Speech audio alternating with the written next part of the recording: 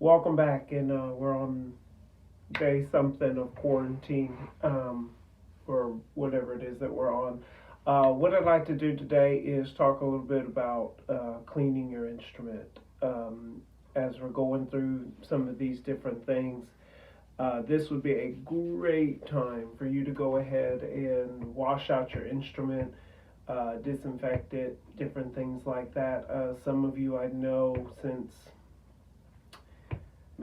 you got your instrument, you've never actually cleaned it before.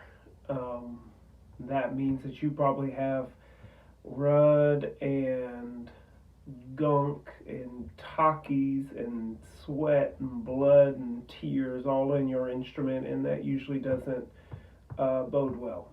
So I'm gonna give you a couple tips for washing your instrument. This is mainly going to be for brass players, woodwinds. You just don't know the joy of washing your instrument. I would say make sure you're swabbing it out every single day.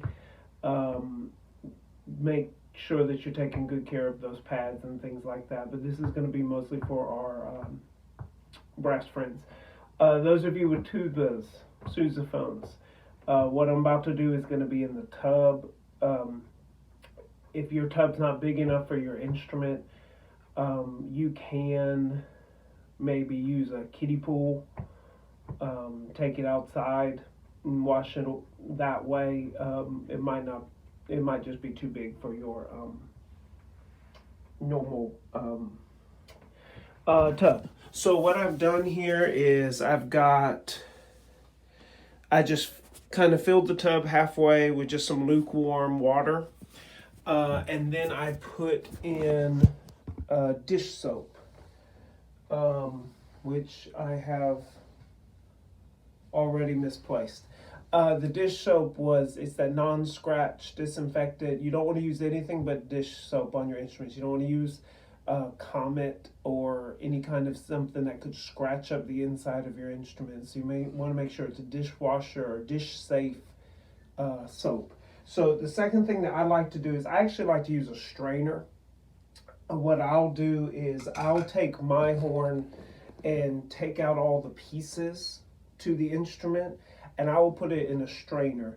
That way, what I can do is as I'm taking the pieces apart and putting them in a strainer, I can literally just put the strainer in the tub, and I don't have to worry about losing all these little pieces. Most of it's pretty straightforward. You know, you're looking at your main tuning slides, you're looking at valves. When you are taking off your valves, there is one piece that you want to make sure of. So what you need to do is you take off this top part, take off the cap, and underneath you'll find a little piece of felt or a little piece of fabric of some kind. You need to take that off of your instrument. Okay, do not put that in the water. You need to set that aside. When that gets wet, that can mildew and it can get gross. When you go to take apart your instrument, this is not the first time I've cleaned my instrument, so I don't really have an issue when it comes to putting it back together. One of the things I would suggest, especially for you horn players, take a picture of your instrument, take a picture of where the slides go. Make sure that you know, trumpet's not too hard, trombone's very easy. Baritones, tubas, horns, when you're taking your stuff out, I know for me, I like to have a reference of what to go back to. That way you're not accidentally putting, a slide that was supposed to be in the B flat part of the horn into the F part of the horn or stuff like that. I have an extra little gauge right here for my third valve slide. If you have something like this for your third valve slide, it has stoppers on it. So you just take the stoppers off, and it should fairly easily just kind of unscrew. These little two things are like little bookends, so they screw into one another. But if you just kind of slowly unscrew them, one will come off. Now, again, I don't like to wash these. So like with this, what's in here right now, my pieces, I'll go ahead and just set that in there. So when I go to unscrew this, I'll set this aside somewhere because these pieces are just too little. And it's not like they're the ones getting really dirty anyway. They're literally just there to make sure your third valve slide doesn't fly off. You could, if you have one of the detachable third valve finger hooks, it would be a good idea to go ahead and take that off, unscrew it, take the little finger thing out so that it can get up inside that little part. Sorry, I'm having a little bit of trouble getting this off. Speaking of trouble getting things off, if you are trying to take a valve or a tuning slide out of your instrument and it is just super stuck, there's a couple tricks that you could do in order to try to get it out. The main thing is don't hit it. Don't give it to your dad with pliers or wrenches and all that kind of stuff, hammers. Don't do any of that. You're asking for trouble when you do stuff like that. The first line of defense would be to take a little bit of WD-40, set it out somewhere where it can sit for a little bit. Take a little bit of WD-40, spray it into the part of the valve like here. Okay, so you got the valve out. I'll take off this part just so you can see what I'm talking about. So like this is the little part of my valve slide. So say it's stuck like right there. You take a little bit of WD-40 and then they usually have those little red kind of straw things. Spray just a little bit here and on this other side and let it sit for maybe half an hour or so. By doing that, it can try to eat away just a little bit at some of the probably the corrosion that's there, and the it's not rust. Well, more or less the mold and mildew that you've let build up with all that junk.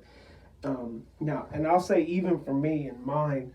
And I'm setting these up on the sink, but you do have to be very careful that you don't lose these little parts, because you know the store will help you out as much as possible, but at the end of the day, they're trying to make some money too.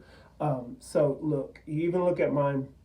I've got buildup even here on mine that will keep my slides and things from moving as quickly as possible.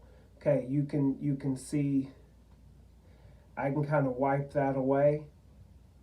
Okay, that is buildup. That is what's keeping your slides, your valves, and everything that you're using from moving as quickly as possible. Okay, most of you have the tendency to put oil back on it. That'd be like every time I go to cook something, instead of cleaning the pan, I just dump more oil on it and go, that'll work. It really doesn't. Okay, so here's the horn.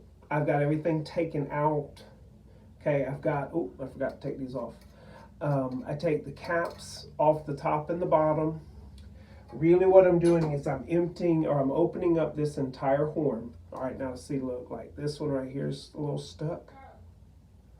So I'll show you the other way. I'm not going to spray this with WD-40, but what I will do is the other way is when I go to wash it is literally just letting it sit. Okay, sometimes I can get rid of some of that.